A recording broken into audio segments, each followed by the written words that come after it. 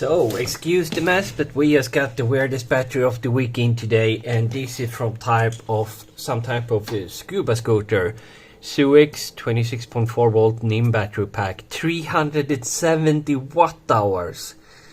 That's like an e-bike battery, but it weighs almost 10 kilos. And from what I can feel, he says something about the metal enclosure being added when it's in the machine. Because water protection, smarter protection, yeah. 4 screws, and there we go. The charger seems to be 3 pin connected and 1 via a temperature sensor.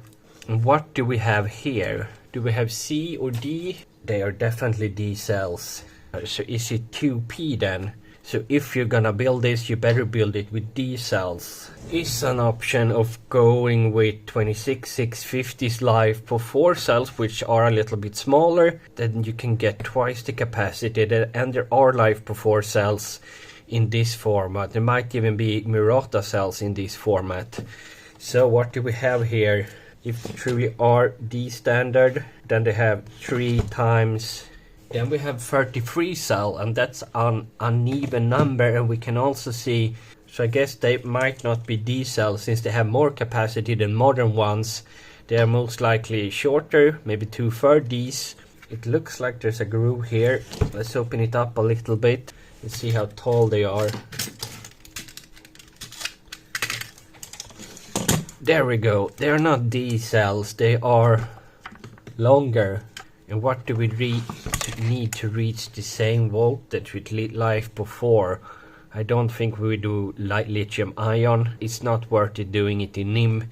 We also should check the balance, but balancing this when they are sealed. Do you have something down there? Is it electronics? It looks like a connection plate, maybe a fuse.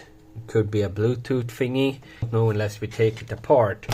And then about the height, we do have this plastic hole keeping the height.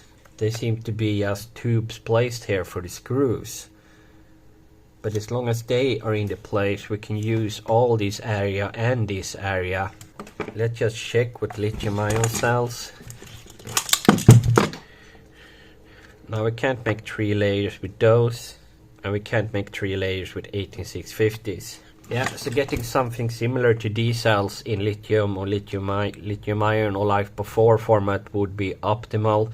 Let's see if we can find any unbalance here. 4.85.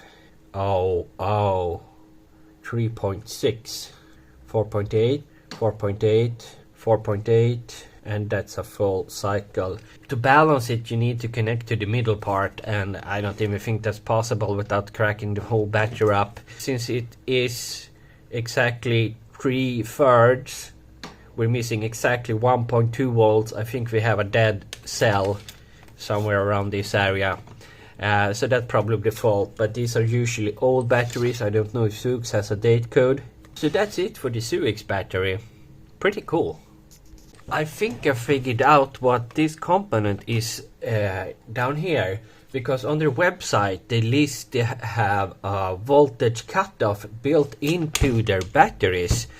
So most likely that thing is measuring the voltage only, and when it drops below a specific point it cuts off the load. So there might just be a MOSFET and some sensor or something like that. We can't dig it out, but we did find a very good cell replacement. Now we couldn't add any capacity. We could build 15 ampere hours instead of 14, with maybe 1/3 of the weight and only use about half the space. So it would be a lot lighter. This one is just 2.5 years old. If it's gonna keep diving, we could really build a good light battery. I don't know how important low weight is, but it sure beats dragging this from the car or whatever. Yeah, I think we can do a pretty good job, and I'll probably document it if he accepts our price. Add more capacity with lithium ion cells, but I think life before is optimal.